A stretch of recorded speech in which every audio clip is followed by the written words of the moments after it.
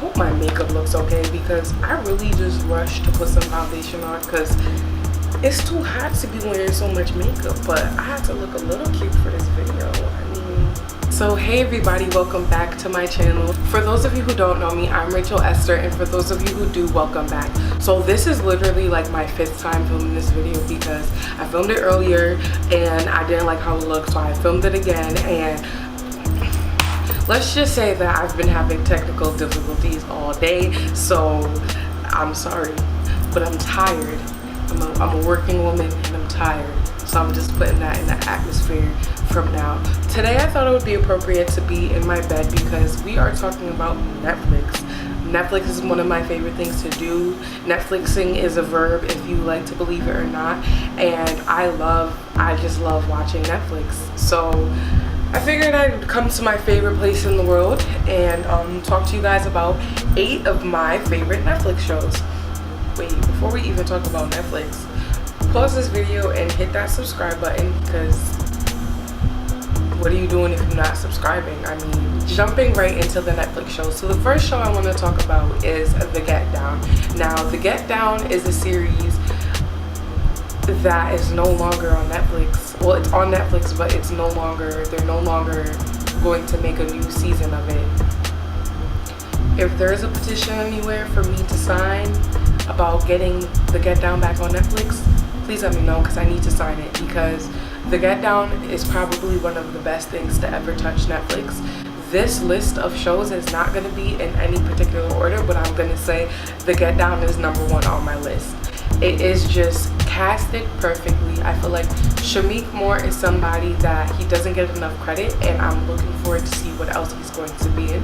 I also love his music, on just a side note, but he's a really good actor, and I feel like he was able to connect to something in this character that allowed him to just perform so well. Same with Justice and Jaden Smith. I feel like there was something about their characters that seemed so much like them. I know for Jaden Smith, I could say that a little bit more, like his character was a little bit more spot on to who he was because his character was just such an individual, and although everybody acted differently, conducted themselves differently, his character just didn't believe in doing things in a conventional way, and I love that. I love that about Jaden Smith in general. He thinks outside the box. I like the fact that his character was able to connect to that you know, not thinking inside the box. Same with Zeke. Zeke is played by Justice Smith, and like I loved Zeke because you could see the conflict with him where he thought with his heart and he thought with his head, and you could see how that already just conflicts in itself. But like, he was such a smart individual, but he just loved so hard, and it's interesting to see somebody take on a role like that, because naturally, especially if you're not naturally like that, like to be able to, and I don't know if he's naturally like that, but to be able to take on a role like that, it's just amazing to me. I feel like it's a good show, and although it's like a blast to the past, it does a good job of telling the historical side of things as well. What was going on in New York with Ed Koch and stuff like that, and just the crime and everything that was going on during the time. But it's definitely insightful when it comes to those things. I feel like a lot of shows, when it comes to like taking you into the past, it shows all the happy parts, but it doesn't show enough of the history, because whether we like to believe it or not, history is terrible. A lot of terrible things happen, and you know, I feel like television is supposed to be for entertainment, so we don't talk about the bad things that happen all the time. But what makes something realistic is when you can actually address the historical aspects of the piece without making everybody super uncomfortable. So The Get Down, definitely one of my favorite shows. The Get Down, I would have to say Black Mirror is one of my next favorites. Black Mirror is, I don't even know how to explain Black Mirror. I guess it's like about technology and how technology advances could like affect our lives in the future. But like, I won't even want to say that because not all the episodes are like that. I love the fact that every episode is like an hour or 2 hours. I love a long show. I love having a lot of things to watch. So yeah, there's a lot of familiar faces in Black Mirror. So like, you know, if you watch a lot of television, you watch a lot of movies. If you watch Black Panther, you will see some familiar faces in Black Mirror. If you want to pick a season to watch for Black Mirror, watch season 4. But I feel like although each episode you don't need to watch the previous episode to understand it, there are little things in throughout the whole seasons, or like the 4 seasons, that they do connect, and you'll be able to just a little more if you actually watch all the episodes before. So I just say start from season 1 like most regular people do. Next is Chewing Gum. The girl Michaela Cole, she was actually in Black Mirror, and it's funny because I watched Chewing Gum first, so I don't know which came first though, but I watched Chewing Gum first, so when I saw her in Black Mirror I was like, okay sis, I see you. But Chewing Gum is like a British comedy, and it's about her, Michaela Cole, and not about her, but like about her character. And I don't even want to explain it too much because it's one of those shows that if you over explain it, it's gonna be like, alright Rachel, that's not even that funny.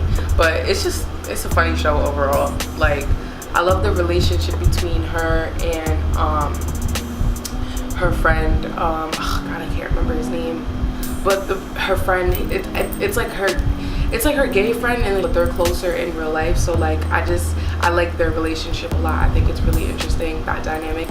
Also like the fact that Stormzy was in one of the episodes, because I really love Stormzy. Luke Cage is another one of my favorites. Luke Cage, when the first season came out, I met Luke Cage the day it launched, so I was super excited, like, oh my god, I met Luke Cage, oh my god, I gotta go watch the whole season. And I watched the whole season in a matter of a day, so I had to, you know, I kind of regretted it because it was so good. I didn't want to watch it so fast, but I did. So now that season 2 is out, I haven't finished watching season 2. Okay, it's just one of those shows that makes something unrealistic and makes it realistic. So like comic superhero, and puts it in like a real life setting, connects to it more because it feels like it could actually happen. I just feel like the show's casted really well, and if you love a comic book show, you'll love Luke Cage. 13 Reasons Why is number 5. 13 Reasons Why is a good show to me, not because of entertainment purposes, but because I feel like it covers a lot of important topics that aren't discussed in television a lot. I feel like it could be very triggering for people who are in that place, or just in a very negative state of mind. It could bring you to a bad place, but I feel like if you're not in that place and you just want to educate yourself on what goes on in this world, watch the show. I feel like there's a lot of topics discussed, especially in season 2. It shows things from both sides of the situation. It shows the abuser and the abusee, and why people do the things they do. And I feel like nobody's actions are necessarily justified, but it helps you to better understand what can give people the motivation to act the way that they do. It's current, you know, the second season especially is very current. I don't want to give it away, but it's very, very current, and they definitely did a good job of talking about things that happen in schools and making it relevant to this time period.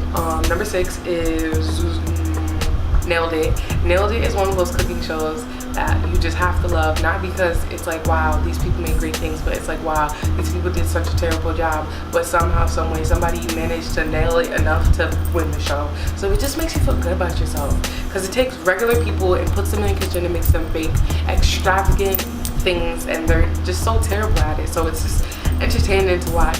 I don't know, and I love Nicole Byer. She's from Girl Code, and I feel like she needs to hold something bigger than Nailed It. Nailed It is a good stepping stone for her, but somebody needs to cast her somewhere, because sis is hilarious, and she makes that show so much better than it already is. Me and Calissa love Nailed It, and Ashley, we all love Nailed It. Nailed It is just hilarious. Like, Nailed It really be having me weak for no reason, and I'll be feeling really dumb when I'm sitting there watching Nailed It, and it's just like, I'm gonna say number 7 is, where's my phone?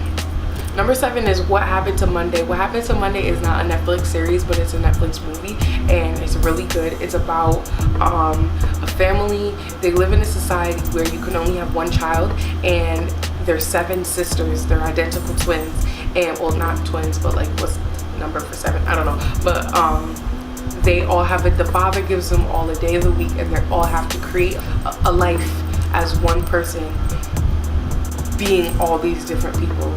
And something happens to Monday, so you have to find out what happens to Monday. But I just feel like that concept in itself can be a really, really, really good show. So Netflix, do that for me. Oh, the last one is Stranger Things. Stranger Things is one of those shows I don't like to watch things that are too mainstream in the beginning phases, but I had to watch Stranger Things, man. If you like extraterrestrial, supernatural, out of this world things, you'll like Stranger Things. It's just really interesting, and I love that it's like mainly kids are the characters, like the main characters. You know, you don't really see a lot of shows that it's like young kids that are the main leads of the show. So I love that it just gave so many kids that opportunity to be a lead. And it's not a kids show, you know. You don't find that kids are the leads in adult shows. It's weird as hell, but it's interesting. So, you know, if you like supernatural, if you're not bothered by that stuff, you'll enjoy Stranger Things. So I think that's the best way of saying my 8 favorite Netflix shows. I could talk a lot more about these shows, and I could tell you more, but I don't want to spoil it for you guys. So if you watch these shows already and you want to discuss, hit me up. I love discussing shows I've already watched. If you have any suggestions for me, please put them in the comment section. I love Netflix, and I love getting the most out of my $12 I pay every month. So send me shows I should watch, because I'm looking for something new to watch. That is all for today. Thank you guys for watching. I hope you learned a little bit about what I'm interested in, and I hope you found something to potentially get into on Netflix. Everybody has a great evening, and I will see you guys all tomorrow. Thank you guys for watching. I'm Rachel Esther, and never forget, stay beautiful, stay human, and stay blessed. Good night, y'all.